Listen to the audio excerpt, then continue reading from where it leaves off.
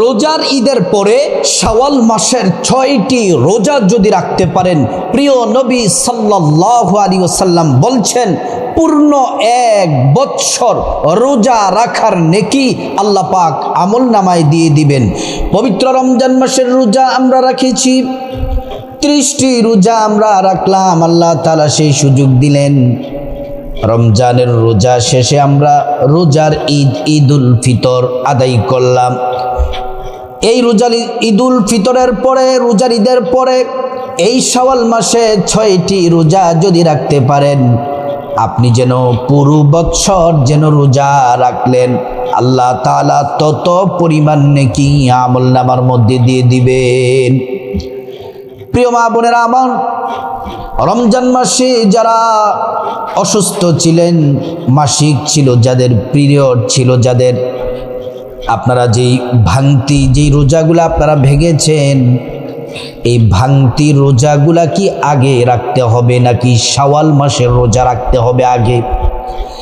আগে কি ভাঙতি রোজাগুলা রাখবেন, অর্থাৎ কাজা রোজা যেগুলা ভেঙেছেন মাসিকের কারণে, এগুলা কি আগে রাখবেন নাকি শাওয়াল মাসের রোজা আগে রাখবেন? সুন্দর করে বলে দেব। তারপর শাওয়াল মাসের রোজার আরবিতে নিয়ত বলে দিব, বাংলাতে নিয়ত বলে দিব।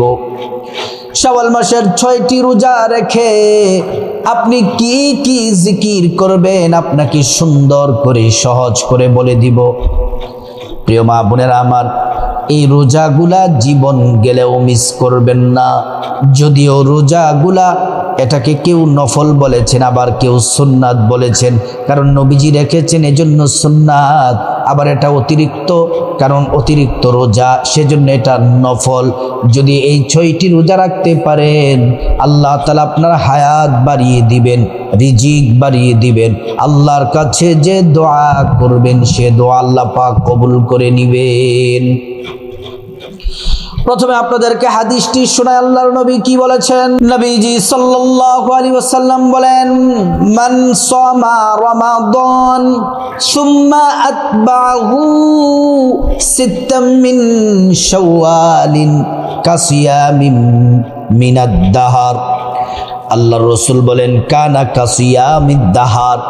প্রিয় নবী সাল্লাল্লাহু আলাইহি ওয়াসাল্লাম বলেন, রমজানের রোজা পূর্ণ করার পর যদি তোমরা শাওয়াল মাসের 6টি রোজা যদি তোমরা রাখতে পারো, নবীজি বলছেন সুম্মা আতবাহু সিত্তাম মিন শাওয়ালিন কানা কাসিয়ামিদ দাহার।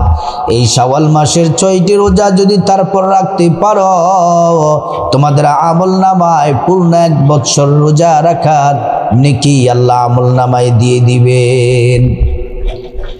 আল্লাহ তাআলার কাছে যত ইবাদত পছন্দনীয়, এর মধ্যে রোজা রাখা, নফল রোজা রাখা এটা অত্যন্ত দামি, পছন্দনীয়। যারা রমজান মাসের রোজা আমরা যারা রেখেছি, রমজান মাসের রোজা কবুল হয়েছে কিনা এটা বোঝার জন্য একটা আলামত আছে। বলতে পারেন যে হুজুর রমজানের রোজা কবুল হয়েছে কিনা এটা বোঝার জন্য কি আলামত আছে? আলামত হলো, যদি আপনি শাওয়াল মাসের 6টি রোজা যে নারী পুরুষ রাখতে পারবে, তাহলে আপনি বুঝে নিবেন আল্লাহ পাক আপনার রমাদান মাসের রোজাগুলো আল্লাহ কবুল করে নিয়েছেন। প্রিয় মা বোনেরা আমার, নবীজি বলছেন উম্মত শোনো শোনো শোনো, তোমরা একটা নেক কাজ করার পরে আরেকটা নেক কাজের যদি সুযোগ পাও, তাহলে মনে করবে তোমাদের আগের নেক কাজটা আল্লাহ কবুল করে নিয়েছেন। যেমন আপনি ফজরের নামাজ পড়লেন, আপনি যদি জোহরের নামাজ পড়তে পারেন তাহলে মনে করবেন আল্লাহ ফজরের নামাজটা কবুল করে নিয়েছেন। আপনি যদি আসরের নামাজ পড়তে পারেন তাহলে মনে করবেন জোহরের নামাজ আল্লাহ কবুল করেছেন। আপনি যদি মাগরিবের নামাজ পড়তে পারেন তাহলে মনে করবেন আল্লাহ রাব্বুল আলামিন আপনার আসরের নামাজ কবুল করেছেন। এজন্য মা বোনেরা আমার, রমজানের রোজা কবুল হওয়ার আলামত হচ্ছে যদি আপনি শাওয়াল মাসের 6টি রোজা যদি রাখতে পারেন। নবীজি সাল্লাল্লাহু আলাইহি ওয়াসাল্লামের অত্যন্ত পছন্দনীয় শ্রেষ্ঠ আমল ছিল রমজানের রোজাগুলা রাখার পরে এই শাওয়াল মাসের 6টি রোজা নবীজি নিজে রেখেছেন, স্ত্রীদেরকে রাখার জন্য বলেছেন, সাহাবায়ে কেরামদেরকে রাখার জন্য বলেছেন।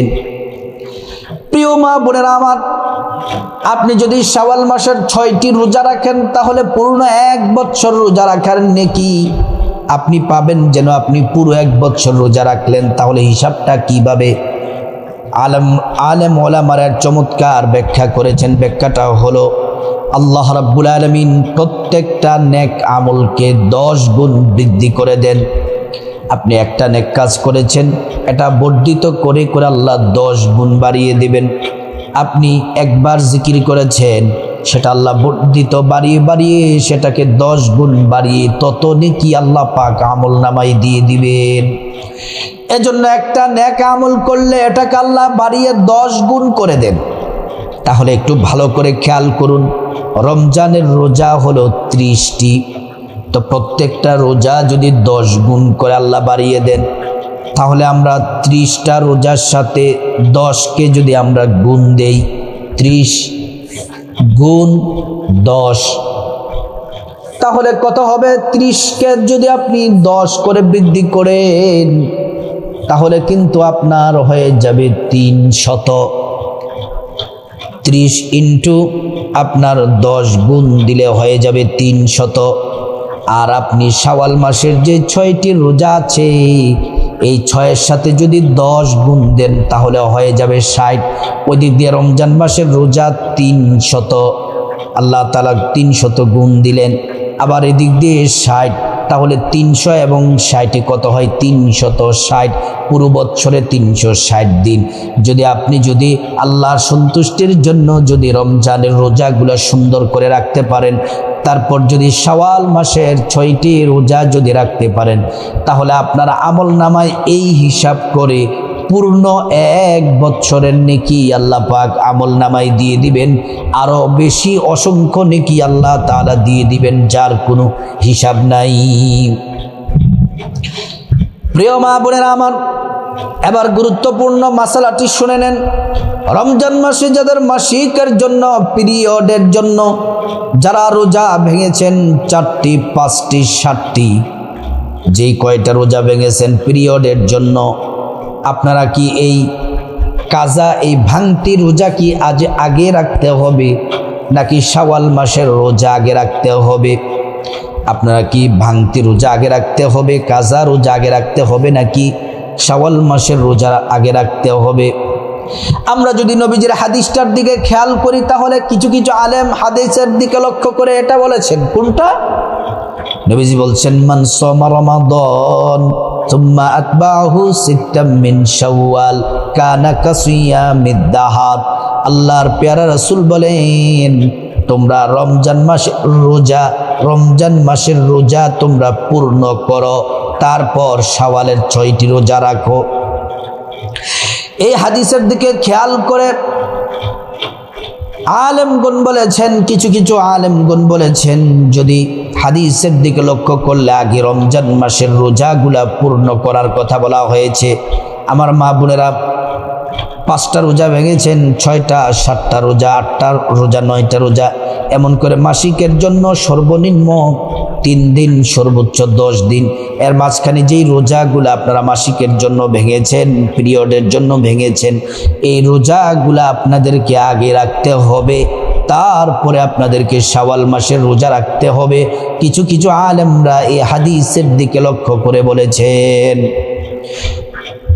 আবার কিছু কিছু আলেমরা বলেছেন যে না না, যেহেতু রমজান মাসের রোজা এটা কাজা হয়ে গেছে, আগামী রমজানের আগে যে কোনো সময় রোজাগুলো আদায় করতে পারবে, কাজা আদায় করতে পারবে। প্রিয় দিনী ভাই ও বোন, কাজা রোজাগুলো আদায় করতে পারবেন, কিন্তু শাওয়াল মাসের 6টি রোজা তো শুধুমাত্র এই মাসের জন্য নির্দিষ্ট। এজন্য কিছু কিছু আলেমরা বলেছেন আগে শাওয়াল মাসের রোজা রাখতে হবে, তারপর আপনার সুযোগ সুবিধা অনুযায়ী রমজানের কাজা রোজা আদায় করবেন। এজন্য আমি মা বোনদেরকে বলতে চাই, আলেমদের 2টা মত। কেউ বলেছেন আপনাকে কাজা ভাঙতি রোজা আগে রাখতে হবে, তারপর শাওয়ালের রোজা। আবার কেউ বলেছেন শাওয়ালের রোজা আগে রাখতে হবে, তারপরে আপনাকে রাখতে হবে কাজা রোজা। তাহলে এবার আমি বলি সমাধানটা কি? সমাধান হলো আপনার ইচ্ছে। আপনি চাইলে কাজা রোজা, ভাঙতি রোজা আগে রাখতে পারেন, অথবা শাওয়ালের রোজা আগে রাখতে পারেন, আপনার ইচ্ছে। প্রিয় মা বোনেরা আমার, তাহলে আমরা সমাধানটা জেনে নিলাম। এবার আমরা জেনে নিব শাওয়াল মাসের রোজা যে আমরা রাখবো কিভাবে রাখবো, নিয়ত, আরবি বাংলা নিয়ত কি, কোন নিয়মে রাখবো, রোজা রেখে কি কি আমল ইবাদত বন্দেগী করবো, আসুন আমরা সুন্দর করে জেনে নেই। শাওয়াল মাসের রোজার আরবি নিয়ত হলো এভাবে: নাওয়াইতু আন আসুমা গাদাম মিন শাহরি শাওয়ালুল মুবারাক সুন্নাতা রাসূলিল্লাহি তাআলা ফাতাকাব্বাল মিন্নি ইন্নাকা আনতাস সামিউল আলিম। আরেকবার বলছি, নাওয়াইতু আন আসুমা গাদাম মিন শাহরি শাওয়ালুল মুবারাক সুন্নাতা রাসূলিল্লাহি তাআলা ফাতাকাব্বাল মিন্নি ইন্নাকা আনতাস সামিউল আলিম। এবার বাংলাতে নিয়তটা বড় সহজ, আরবিতে নিয়ত না পারলে কোনো অসুবিধা নাই, বাংলাতে নিয়ত করলেই হবে, বাংলাতে নিয়ত করলেই কবুল হয়ে যাবে। নিয়তটা এভাবে করবেন: আমি আল্লাহর সন্তুষ্টির জন্য শাওয়ালের রোজা রাখার নিয়ত করছি। আমি আল্লাহর সন্তুষ্টির জন্য শাওয়ালের রোজা রাখার নিয়ত করছি। প্রিয় মা বোনেরা আমার, অবশ্যই রাতের বেলা সাহারি খেয়ে রোজা রাখবেন, সাহারি খেয়ে তারপর রোজার নিয়ত করবেন। নবীজি বলছেন, সাহাবীরা, আমার উম্মতেরা, অন্যান্য ধর্ম যারা আছে, ইহুদি, খ্রিস্টান, নাসারা, যত ধর্ম আছে, তারা সাহারি না খেয়ে রোজা রাখে। তাদের সাথে আমাদের পার্থক্য হলো, তোমরা সাহারি খাবে তারপর রোজা রাখবে, কারণ সাহারির মধ্যে আছে বরকত, সাহারির মধ্যে আছে কল্যাণ। প্রিয় মা বোনেরা আমার, এবার এই রোজা রাখে কি কি জিকির করবেন আপনাদেরকে বলি। সারা কয়েকটি জিকির করবেন, যে জিকির করলে আসমানের দরজা খুলে যায়, আরশ কাঁপতে থাকে, আল্লাহ আপনাকে ক্ষমা করে দেন। যতক্ষণ না পর্যন্ত ক্ষমা না করবে না, আরশ কাঁপতে থাকবে। আর যত গুনাহ আছে সব গুনাহ আল্লাহ তাআলা মাফ করে দিবেন। এক নাম্বার যে জিকির, সেটা হলো নবীজির প্রেম, মোহাব্বত, ভালোবাসা নিয়ে 11 বার দুরূদ শরীফ পড়বেন, আরো বেশি পড়লেও পারেন, আপনার ইচ্ছে, কমপক্ষে 11 বার সাল্লাল্লাহু আলাইহি ওয়াসাল্লাম, সাল্লাল্লাহু আলাইহি ওয়াসাল্লাম। এই দুরূদ সাথে সাথে নবীজির রওজা মোবারকে পৌঁছে দেন। আপনার নাম বলা হয়, বাবার নাম বলা হয়, ঠিকানা বলে দেওয়া হয়।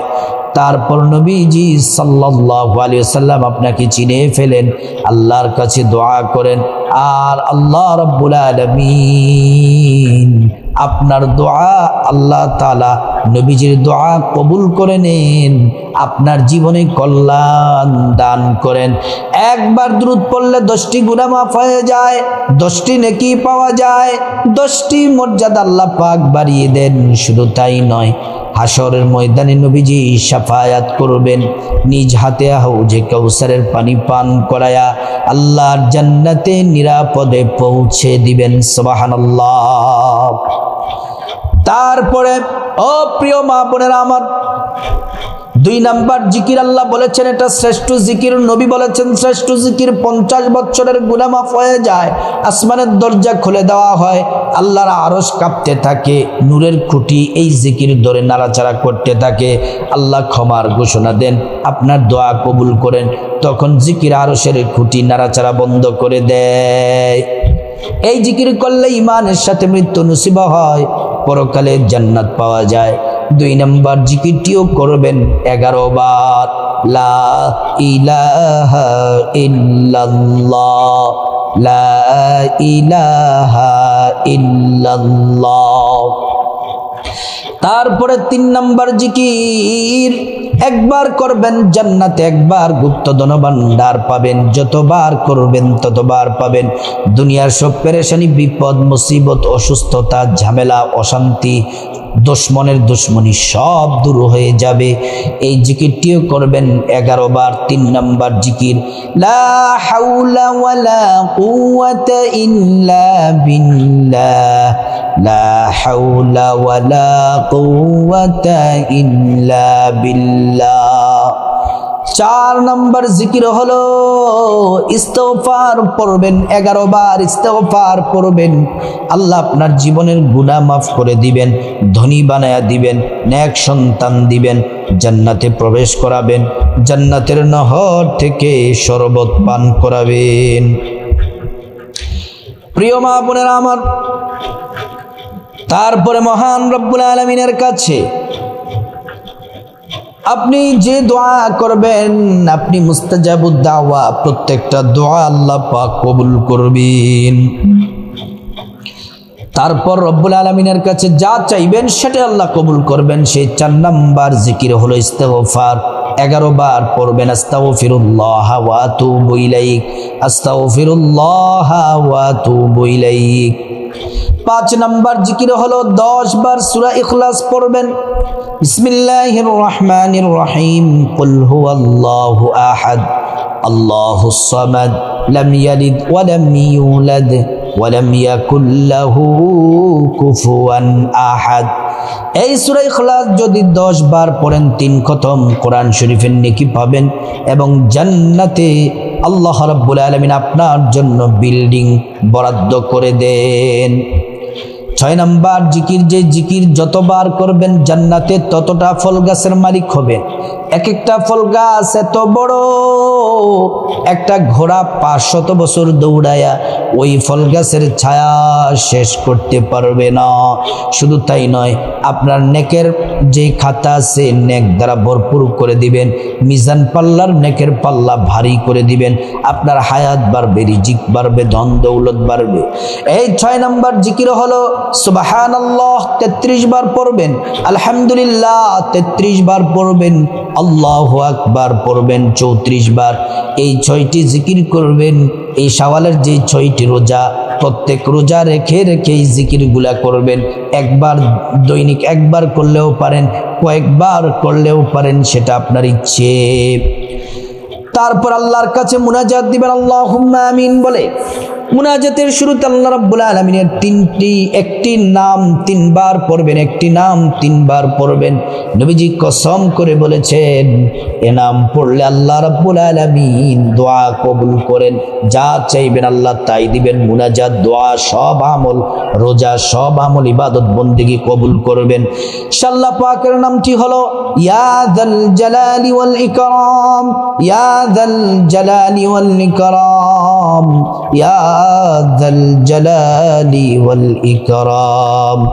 তারপর আল্লাহ তাআলার কাছে আপনার গুনাহ মাফ চাইবেন। মা বাবা, ভাই বোন, স্ত্রী, ছেলে মেয়ে, আপনজন, আত্মীয় স্বজন সবার গুনাহ মাফ চাইবেন। প্রত্যেকের গুনাহগুলো আল্লাহ তাআলা মাফ করে দিবেন। তারপর আল্লাহর কাছে বিপদ থেকে মুক্তি চাইবেন, ঋণ থেকে, অভাব অনটন থেকে, জাহান্নাম থেকে, আযাব গজব থেকে, অ্যাক্সিডেন্ট দুর্ঘটনা থেকে মুক্তি চাইবেন। প্রত্যেকটা দোয়া আল্লাহ পাক কবুল করবেন। তারপর রব্বুল আলামিনের কাছে খাসভাবে আল্লাহ সুবহানাহু ওয়া তাআলার কাছে আপনার যা কিছু প্রয়োজন, টাকা পয়সা, ধন দৌলত, রিজিক, খাবার দাবার, নেক হায়াত, নেক সন্তান, নেক পরিবার, পরকালে জান্নাত চাইবেন। প্রত্যেকটা দোয়া আল্লাহ রাব্বুল আলামিন কবুল করবেন। তারপর আল্লাহ তাআলার কাছে যাদের মা বাবা, আত্মীয় স্বজন কবরবাসী, তাদের জন্য দোয়া করবেন, আল্লাহ পাক তাদেরকে ক্ষমা করে জান্নাতবাসী করে দিবেন। আল্লাহ রাব্বুল আলামিন প্রত্যেক মা বোন, প্রত্যেক মুসলিম ভাই, যুবক যুবতী সকলকে এই শাওয়াল মাসের 6টি রোজা এবং জিকিরগুলা করার আল্লাহ পাক তৌফিক দান করুন।